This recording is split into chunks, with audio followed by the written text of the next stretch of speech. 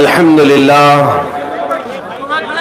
لله الحنان المنان الذي خلق الإنسان وعلمه البيان والصلاة والسلام على رسوله سيد الإنس والجان وعلى آله وأصحابه ذوي الخير والإحسان أما بعد فأعوذ بالله من الشيطان الرجيم بسم الله الرحمن الرحيم حاميم والكتاب المبين إنا أنزلناه في ليلة مباركة إنا كنا منذرين فيها يفرق كل أمر حكيم صدق الله مولانا العظيم وبلغنا رسوله النبي الأمين المتين المختار الكريم ونحن على ذلك من الشاهدين والشاكرين والحمد لله رب العالمين.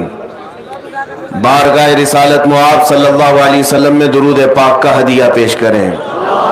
اللہم صلی علی سیدنا و مولانا محمد معدن الجود والکرم وآلہ واصحابہ الکرام وابنہ الکریم وبارک وسلم صلاة دائمة سرمدا ابدا. عزیزان گرامی وقار، شب برات کی اس حسین ساعت میں یہاں پر جو ٹھاٹے مارتا ہوا انسانی ہجوم ہے، یہ در حقیقت عاشقان مصطفیٰ کا ہجوم ہے. ظاہر سی بات ہے آج کی رات جاگتے بھی عاشق ہی ہیں.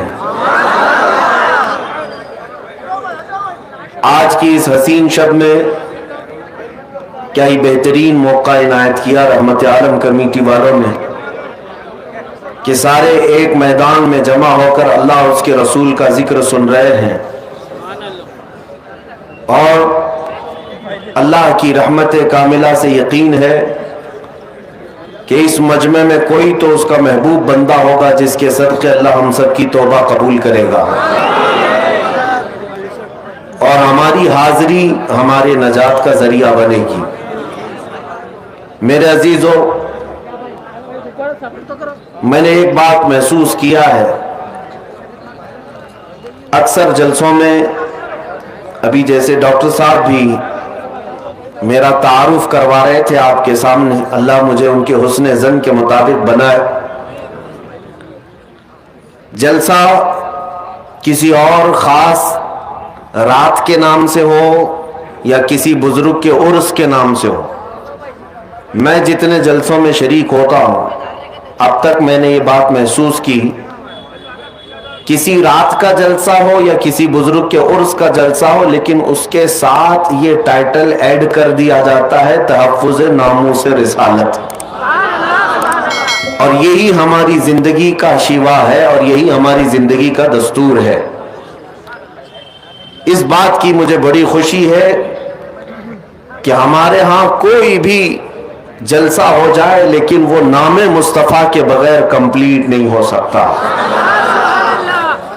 حضور پاک صلی اللہ تعالی علیہ وسلم کی ناموس کی حفاظت آج کے دور میں تمہارے اوپر بہت بڑی ذمہ داری ہے، اور اللہ کا کروڑا احسان کہ آپ کے اس ہلچل والے شہر میں جہاں لوگوں کو ان تمام مجالس میں شرکت کی زیادہ فرصت نہیں، اکثر لوگ دنیا دار ہیں، لیکن آپ رات کے 2 بجے یہاں پر بیٹھے ہوئے ہیں، ایسا لگتا ہے دن کے 2 بج رہے ہیں. یہ گرمی بھی عشق رسول کی ہے. میرے عزیزو، میں اپنا انٹروڈکشن اور اپنا تعارف صرف اس بات سے کراتا ہوں، یا رسول اللہ تیرے عشق کی بدولت مجھے زندگی ملی ہے، تیرے عشق کی بدولت مجھے زندگی ملی ہے، میری بات بن گئی ہے تیری بات کرتے کرتے، میری بات بن گئی ہے تیری بات کرتے کرتے. اور ہر ایک کا اب مقصد کیا ہونا چاہیے؟ جتنے یہاں لبیک کا نعرہ لگا رہے تھے، میں نے تو یہ ارادہ کیا ہے اور آپ کا بھی یہی ارادہ ہونا چاہیے، جس کو ہم نے یوں عرض کیا، یا رسول اللہ ہے جو زندگانی باقی یہ ارادہ کر لیا ہے جو زندگانی باقی یہ ارادہ کر لیا ہے تیرے منکروں سے آقا میں مروں گا لڑتے لڑتے. یا رسول اللہ تیرے منکروں سے آقا میں مروں گا لڑتے لڑتے. اللہ تعالیٰ اسی جذبے کے ساتھ ہمارا خاتمہ عطا فرمائے. میں آج کی رات میں بہت کچھ عبادات، ریاضات، مجاہدات، وظائف کرنے ہیں، اور میں یہاں پر مختصر کچھ باتیں آپ کے سامنے رکھوں گا، کچھ میسیجز جو ہیں. اس کے بعد پھر ہم جیسے کہ معمول کے مطابق ذکر کی محفل سجائیں گے، اور اس کے بعد انشاءاللہ اللہ کی بارگاہ میں گڑ گڑا کر دعا بھی کریں گے، کیونکہ آج کی رات مغفرت کی رات ہے. سب سے پہلے میں شعبان المعظم کے اس نصف کے متعلق عرض کر دوں. بہت لوگ، دو طرح کے لوگ آج میسیجز میں مصروف تھے، ایک معافی نامہ بھیجنے والے اور دوسرے والے. یہی دو لوگ آج کنٹینیو بزی تھے. معافی مانگنے والا طبقہ تو اچھا طبقہ تھا کہ کم از کم انہیں احساس تو ہے کہ ہمیں کسی سے معافی طلب کرنی چاہیے، اور دلیل مانگنے والے وہ ایسے کام چور ہیں کہ ان کو عبادت سے کوئی غرض نہیں. آج بھی ہم سے آتے ساتھ حیدرآباد میں سب سے پہلا سوال یہی ہوا کہ لوگ یہ پوچھتے ہیں کہ یہ کہاں سے ثابت ہے رات کو آپ جاگتے ہیں، رات کو یہ اس طرح جاگنا کیا ثابت ہے؟ پہلی بات تو یہ ہے کہ ان کی بیٹیوں کی شادی میں، منگنی میں اور مہندی میں جو جاگتے ہیں اس کا ثبوت تو لے آؤ. ڈھول بازے کرتے ہو، اس کا ثبوت تو لے آؤ. تمہارے برتھ ڈے پارٹیاں تو 12 کے بعد شروع ہوتی ہیں، اس کا ثبوت تو لے آؤ. تمہارے پاس دنیاوی مشاغل کے لیے رات جاگنے میں کوئی دلیل کی ضرورت نہیں، اور ایک بندہ مومن اللہ کی یاد کے لیے رات جاگے تو یہ دلیل کس طرح سے آ رہی ہے، کس طرح کا مطالبہ ہے؟ یہ شیطان مطالبہ کرتا ہے. حقیقت تو یہ ہے، میں ان لوگوں سے کہتا ہوں جو ناچتے ہوں گاتے ہوں آج کی رات، ہمیں ان سے کوئی سروکار نہیں، لیکن آج کی رات اگر کوئی بندہ عبادت کرتا ہے تو کیا اس سے بھی آپ دلیل پوچھو گے کہ یہ کہاں سے ثابت ہے؟ عزیزان گرامی، پہلا جواب تو ہمارا یہی تھا. دوسرا جواب یہ ہے، آپ یہ پوچھتے ہیں کیا اس رات کو رسول اللہ نے جاگا تھا؟ نادان، تجھے پتہ نہیں، میرے رسول تو 365 راتیں جاگتے تھے. وہ تو سال بھر اپنی امت کی مغفرت کی دعا کرتے تھے. آج کی رات کی کیا خصوصیت ہے؟ اور الحمدللہ ہم اسی مسلک سے تعلق رکھتے ہیں جس کے امام نے یہ کہا تھا، اللہ کیا جہنم اب بھی نہ سرد ہوگا، رو رو کے مصطفیٰ نے دریا بہا دیے ہیں. نبی پاک صلی اللہ تعالیٰ علیہ وسلم نے جاگا کیوں نہیں؟ جاگا ہے. ماں عائشہ صدیقہ رضی اللہ تعالیٰ عنہ کی روایات میں آپ کو بتاتا ہوں. جامع ترمذی کی حدیث ہے اور مشکات المصابیح کی حدیث ہے، جس میں صحیح احادیث ہے، وہ میں پہلے آپ کے سامنے عرض کر رہا ہوں. سیدہ عائشہ صدیقہ رضی اللہ تعالیٰ عنہ فرماتی ہیں، ایک رات میں اپنے حجرے میں سوئی تھی، میرے آقا صلی اللہ تعالیٰ علیہ وسلم میرے حجرے میں تھے. اس دن باری میرے ساتھ حضور کے گزارنے کی تھی، لیکن آدھی رات ہوئی تو میں نے دیکھا کہ حضور حجرے میں نہیں ہے. میں گھبرا کر اٹھ بیٹھی، سوچا کہ کسی اور زوجہ کے گھر حضور تشریف لے گئے ہوں گے، تو مسجد میں جا کر دیکھی، مسجد میں نظر نہیں آیا.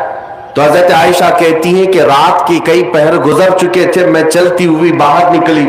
یہ صحابہ یا حضور کے اہل بیت کا ایک طریقہ تھا حضور کو ڈھونڈنے کا، کسی سے پوچھتے نہیں تھے بلکہ حضور کی خوشبو سونگتے ہوئے نکلتے تھے. کیا مہکتے ہیں مہکنے والے، بو پہ چلتے ہیں بھٹکنے والے. ان کی مہک نے دل کے غنچے کھلا دیے ہیں، جس راہ چل دیے ہیں کوچے بسا دیے ہیں. ماں عائشہ صدیقہ اسی خوشبو کی بدولت ڈھونڈتی ہوئی آئیں تو دیکھا نبی پاک صلی اللہ تعالیٰ علیہ وسلم آج کی رات جنت البقیع قبرستان میں تھے، مومنین کی مغفرت کی دعائیں کر رہے تھے، وہاں پر تسبیح و اذکار پڑھ رہے تھے. پھر تھوڑی دیر کے بعد حضرت عائشہ اپنے گھر واپس آئیں حجرے میں، تو ان کے جسم کے اندر گرمی تھی، حرکت تھی. حضور پاک صلی اللہ تعالیٰ علیہ وسلم واپس جب تشریف لائے، پوچھا اے عائشہ کیا بات ہے، تم گھبرائی ہوئی ہو، بے چین ہو؟ کیا تمہیں ایسا لگتا ہے کہ اللہ اس کے رسول تمہارے ساتھ کچھ غلط کریں گے, زیادتی کریں گے؟ حضرت عائشہ کہتی ہیں ہرگز نہیں یا رسول اللہ, میں نے یہ سوچا تھا کہ آپ شاید کسی اور زوجہ کے گھر گئے ہوں گے. نبی پاک صلی اللہ تعالیٰ علیہ وسلم حضرت عائشہ سے فرماتے ہیں اتدرین هذه اللیلہ, عائشہ آج کی رات کے بارے میں تو جانتی ہے یہ کون سی رات ہے؟ ماں عائشہ صدیقہ نے پوچھا یہ کون سی رات ہے؟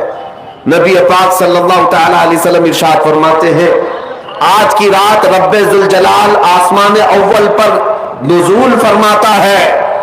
اور ایک روایت میں یہ کہ اللہ تبارک و تعالیٰ آج لوح محفوظ پر سارے انسانوں کے رزق لکھنے کا حکم فرماتا ہے, اور جو مدبرات امر فرشتے ہیں ان کو یہ تمام معاملات سپرد کر دیے جاتے ہیں کہ آج کی رات سے لے کر اگلے سال تک کس کو کتنا رزق ملنے والا ہے, کس کو کتنے بچے ہونے والے ہیں, یا کس کی شادی ہونے والی ہے, یا کس کی موت ہونے والی ہے.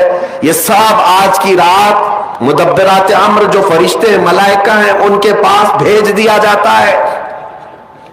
اسی رات رزق کی تقسیم ہوتی ہے, تمام معاملات کی تقسیم ہوتی ہے. یہ حدیث پاک میں موجود ہے. نبی پاک صلی اللہ تعالیٰ علیہ وسلم کے اب روزے کے متعلق پوچھے, ماں عائشہ صدیقہ خود فرماتی ہے کہ میں نے رمضان کے بعد سب سے زیادہ روزہ رکھتے ہوئے حضور کو اگر دیکھا ہے تو شعبان کا مہینہ, کثرت سے میرے آقا صلی اللہ تعالیٰ علیہ وسلم اس میں روزہ رکھتے تھے. اور پھر ارشاد فرماتے اس ماہ مبارک میں اللہ کی بارگاہ میں اعمال پیش کیے جاتے ہیں, اور میں یہ چاہتا ہوں کہ میرے اعمال اللہ کی بارگاہ میں اس حالت میں پیش ہو جب میں روزے کی حالت میں ہوں. میرے عزیزو, آج جو دن گزر گیا مغرب کے بعد اب ہماری 15ویں شعبان شروع ہو گئی. 14ویں شعبان تک جتنے بھی ہمارے اعمال تھے وہ سب اللہ کی بارگاہ میں پیش ہو چکے. آج جو روزے سے تھے ان کے متعلق بھی یہی ہے کہ حضور کی سنت کہ حضور یہ چاہتے تھے کہ میرے اعمال اللہ کی بارگاہ میں جب پیش ہوں میں اس حالت میں ہوں کہ میں روزے سے ہوں. یہ سنت ہے. اور دلائل کی بات کرتے ہیں آپ, تفسیر ثعلبی میں حضرت عبداللہ ابن عباس رضی اللہ تعالیٰ عنہ سے منقول ہے نبی پاک صلی اللہ تعالیٰ علیہ وسلم کی کہ یہ وہ صحابی ہیں جن کو سید المفسرین کہا جاتا ہے. آپ فرماتے ہیں پورے سال میں 5 راتیں ایسی ہیں جس میں دعائیں قبول ہوتی. صحابی رسول کی بات کر رہا ہوں. بعض لوگوں کا ایسا لگتا ہوگا کہ یہ بریلویوں کی بنائی ہوئی رات ہے. عبداللہ ابن عباس رضی اللہ تعالیٰ عنہ فرماتے جمعہ کی رات, رجب کی پہلی رات, اور شعبان کی 15ویں رات, اور دونوں عید بقرعید اور رمضان کی عید کی رات, یہ 5 راتیں عبداللہ ابن عباس رضی اللہ تعالیٰ عنہ فرماتے ہیں اس میں اللہ تعالیٰ دعائیں قبول فرماتا ہے. حتیٰ کہ اب میں آپ کو صحاح ستہ میں سے ایک حدیث آپ کے سامنے رکھتا ہوں. سنن ابن ماجہ کی حدیث ہے. نبی پاک صلی اللہ تعالیٰ علیہ وسلم ارشاد فرماتے ہیں جب شعبان کا مہینہ داخل ہو جائے تو اس کی راتوں کو کھڑے ہو جایا کرو اور اس کے دنوں میں روزے رکھا کرو.